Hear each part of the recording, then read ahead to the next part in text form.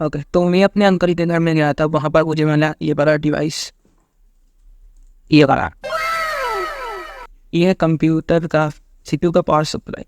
तो उनके घर में ये खराब पड़ा हुआ था, तो मैंने मांग के ले आया। बहुत भारी है, मतलब इतना भी भारी नहीं है, पर हाँ भारी तो है। तो ये वाला डिवाइस क्या करता है, ये जो घर में एसी आता है तो इसको ये डीसी में कन्वर्ट करता है, कुछ 5 वोल्ट या फिर 3 वोल्ट या फिर 12 वोल्ट में, इसके हिसाब से ये सप्लाई देता है। तो ये कंप्यूटर के सीपीयू के अंदर जो जो कंपोनेंट है, सब कंपोनेंट को अलग अलग सप्लाई ये देता है, ठीक है। अगर हम इसके बेसिक के बारे में बात करें तो सबसे पहले इसमें आता है एक ट्रांसफार्मर। तो एक ट्रांसफार्मर क्या करता है, घर में जो ऑल्टरनेटिंग करंट आता है तो उसका जो वोल्टेज होता है, उस वोल्टेज को एक ट्रांसफार्मर इंक्रीज कर सकता है या फिर उस वोल्टेज को ट्रांसफार्मर डिक्रीज कर सकता है। अगर हम बात करें ट्रांसफार्मर के बारे में तो वो ट्रांसफार्मर 2 तरह के हो सकते हैं, 2 टाइप के। तो एक है स्टेप अप ट्रांसफार्मर और एक है स्टेप डाउन ट्रांसफार्मर। तो स्टेप अप ट्रांसफार्मर क्या होता है, जो हमारा घर में एसी ऑल्टरनेटिंग करंट आता है उसका जो वोल्टेज होता है, तो ट्रांसफार्मर क्या कर सकते हैं, उस वोल्टेज को इंक्रीज कर सकता है, तो उसे हम कहते हैं स्टेप अप। तो उस हिसाब से अगर हम स्टेप डाउन के बारे में बात करें तो घर में जो ऑल्टरनेटिंग करंट आता है तो उसका जो वोल्टेज होता है, स्टेप डाउन ट्रांसफार्मर क्या करते हैं, उस वोल्टेज को डिक्रीज कर देता है। इसे हम कहते हैं स्टेप डाउन ट्रांसफार्मर, क्योंकि ये वोल्टेज को डिक्रीज कर देता है। जो अप कर देता है वो है स्टेप अप ट्रांसफार्मर।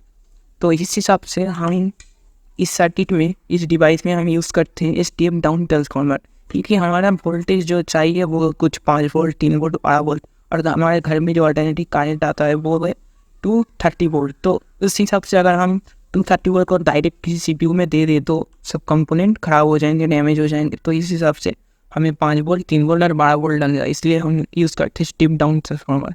उसके बाद जो आता है वो है रेक्टिफायर। रेक्टिफायर क्या है, एक डायोड से बना हुआ एक सर्किट है जिसमें हम एसी देते हैं और आउटपुट में डीसी ले सकते हैं। तो रेक्टिफायर में बेसिकली हम एक फुल ब्रिज रेक्टिफायर यूज़ करते हैं। तो रेक्टिफायर के बाद जो आता है वो है फिल्टर। फिल्टर में क्या होता है, जो रेक्टिफायर से एसी टू डीसी आता है, जो डीसी आता है रेक्टिफायर से निकल के, वो इतना प्योर डीसी नहीं होता। तो उसको प्योर बनाने के लिए हमें फिल्टर में फिर से वो डीसी देना पड़ता है, इसके बाद हमें एक प्योर डीसी मिलता है।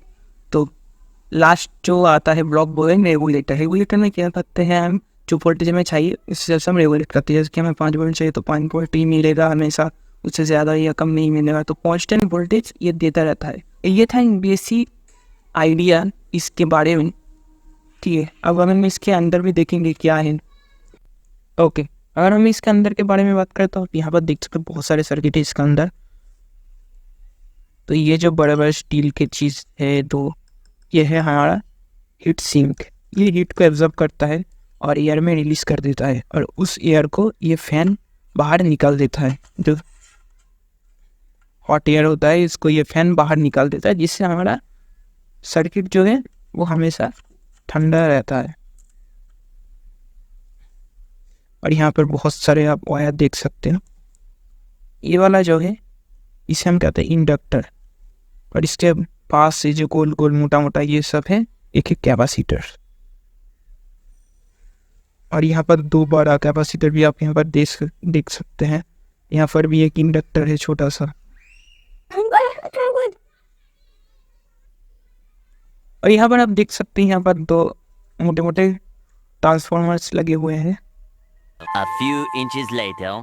तो ये पावर सप्लाई और तो एक बहुत ही बढ़िया काम करता है। जैसे कि अगर हमको सीपीयू ऑन करना है तो हम जाके पावर बटन को ऑन करते हैं, तो इस हिसाब से इसमें उस टाइम में इसमें एक 5 वोल्ट का सिग्नल जाता है, जिससे ये समझ देता है कि हमें सीपीयू को ऑन करना है, और उसके बाद ये सीपीयू को ऑन कर देता है। उसके बाद हमारा कंप्यूटर ऑन हो जाता है। और जब हम कंप्यूटर को ऑफ करते हैं, शट डाउन करते हैं, तो जो ऑपरेटिंग सिस्टम है वो इसको एक सिग्नल भेजता है, जैसे ये समझ लेता है कि अब हमें ऑफ करना है। उसके बाद ये ऑफ कर देता है कंप्यूटर।